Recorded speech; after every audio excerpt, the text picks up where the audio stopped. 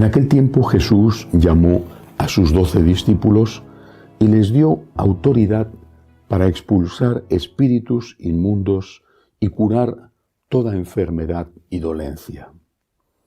Estos son los nombres de los 12 apóstoles. El primero, Simón, el llamado Pedro, y su hermano Andrés. Santiago el Zebedeo y su hermano Juan. Felipe y Bartolomé. Tomás y Mateo el publicano.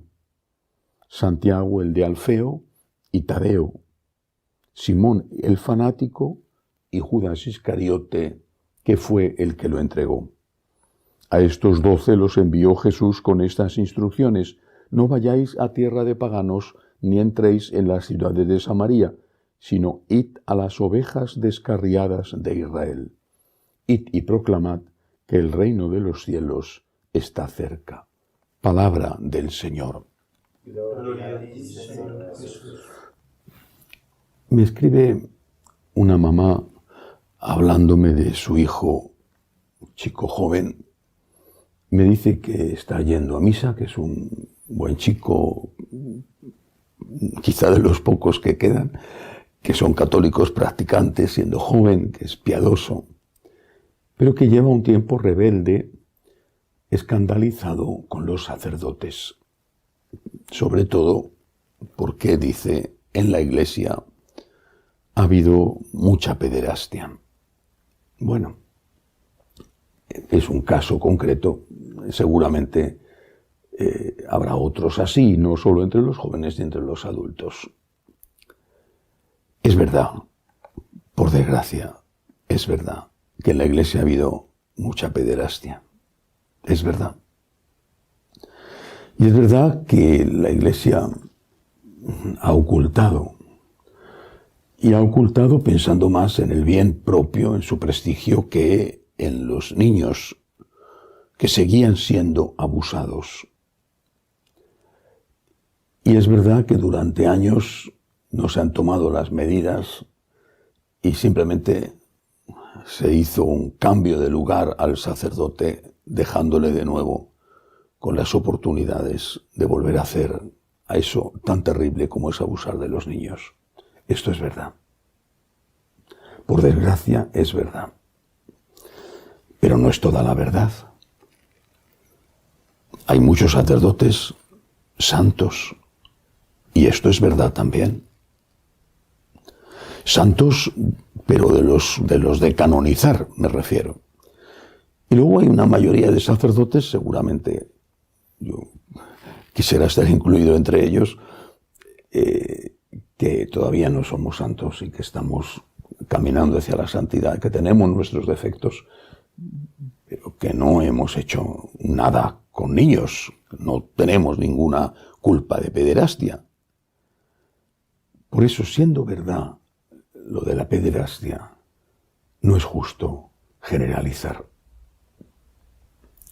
Y cuando uno mira el Evangelio de hoy, te das cuenta de que el Señor, que pasó la noche rezando antes de decidir quiénes de sus discípulos iban a ser sus apóstoles, es decir, esos discípulos más próximos a él, es decir, se tomó muy en serio la elección de los apóstoles y, sin embargo, conociendo cómo era cada uno, aceptó hombres que tenían defectos, pecados, una historia. E incluso aceptó uno de ellos, Judas, que fue el traidor, el que le vendió.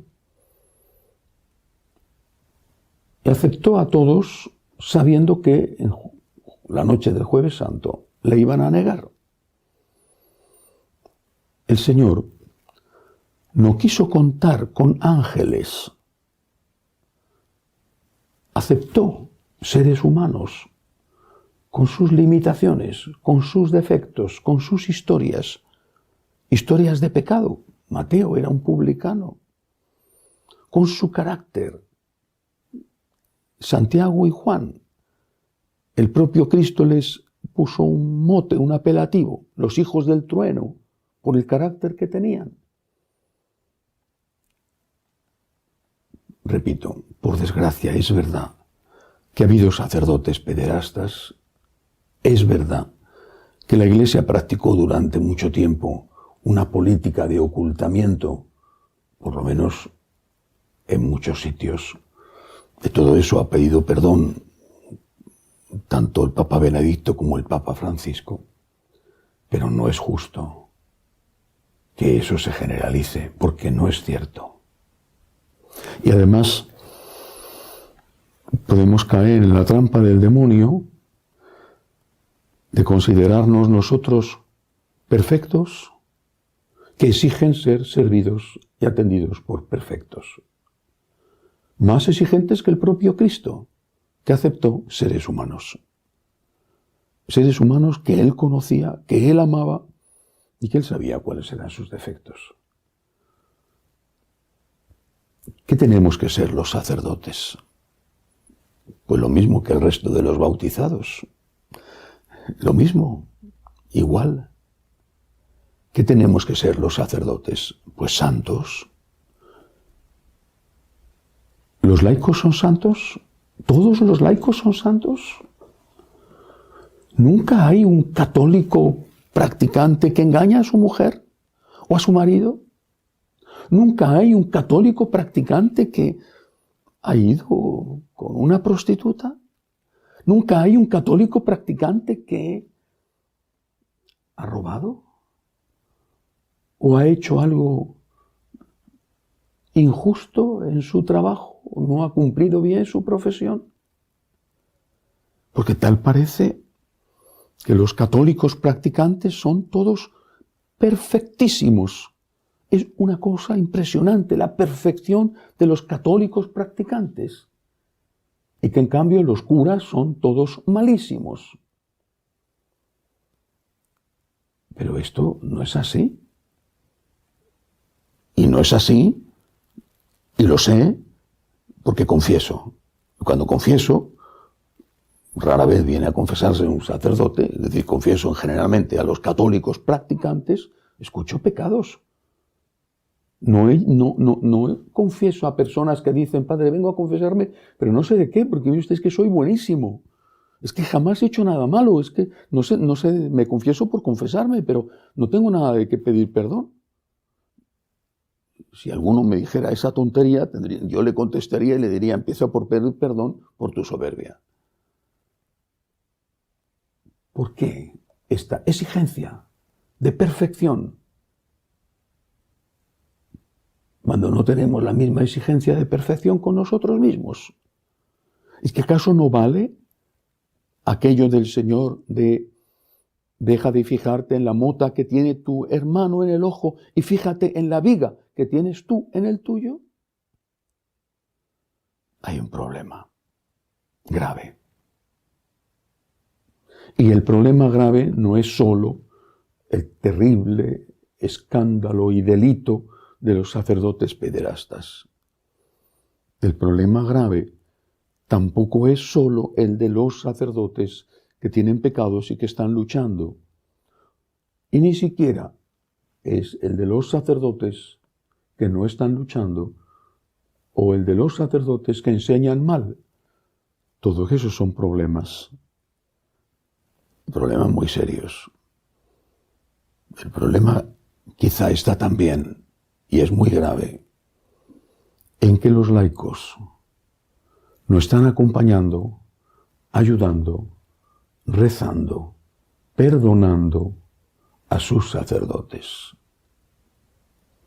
Insisto que no estoy hablando de la pederastia. Hay que acompañar, hay que ayudar. No hay que dejarle solo. Hay que tener misericordia. Y hay que decir las cosas también, sobre todo cuando enseñan mal. Pero hay que comprender que son seres humanos. Alguien me podrá decir, usted habla como sacerdote. Claro, es que es verdad, es que soy sacerdote. Y claro que hablo como sacerdote. Por supuesto que sí. Hablo como sacerdote. Por eso estoy aquí. Y no estaría aquí haciendo la homilía. Hablo como sacerdote, con mucho dolor. Hagamos como Jesús. Hagamos como Él, todos, sacerdotes, laicos, hagamos como Jesús.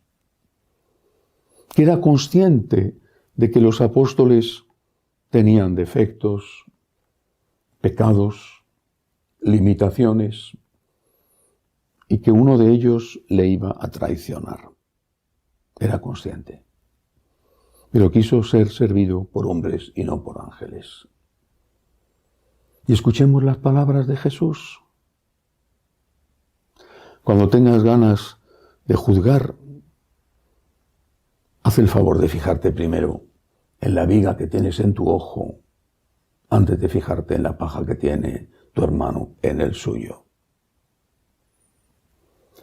Pidamos al Señor hoy por los sacerdotes que seamos buenos pastores, santos pastores, sabios pastores, que enseñemos la recta doctrina y que caminemos hacia la santidad con la mayor decisión posible. Pero también pidamos para que si alguno cae, no sea apedreado por aquellos además que tienen las manos tan sucias o más sucias aún que aquel al que apedrean. Que así sea.